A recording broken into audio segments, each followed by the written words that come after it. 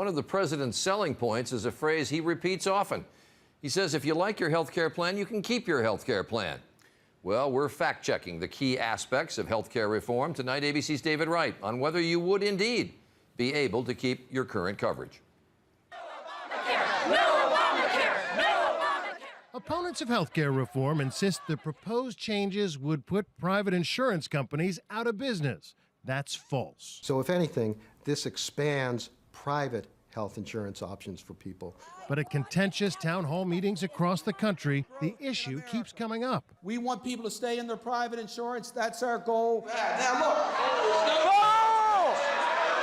That's not true at all. But this is really a crucial question because polls show that most Americans are perfectly happy with their own doctor, and they're wary that any reform might force them to make a change. The president has been unequivocal.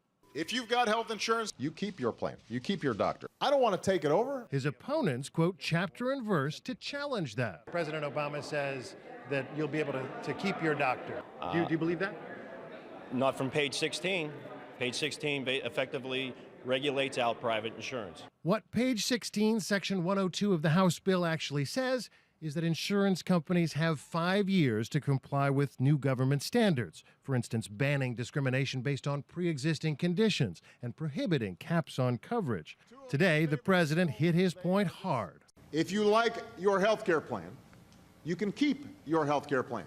And that's true for 95% of people. According to the Congressional Budget Office, an estimated 9 million people who currently have insurance through their jobs would end up changing their insurance plans, but not necessarily changing doctors. People are going to shift it because right now they've got a very expensive policy and the federal plan would be cheaper. Or in some cases, their employers may say, there's a federal plan out there, I'm not paying for yours anymore, you're on the federal plan. My question is, how are you going to keep my employer from stopping offering insurance and forcing me onto the public option if that's cheaper for their bottom line? That's a common concern.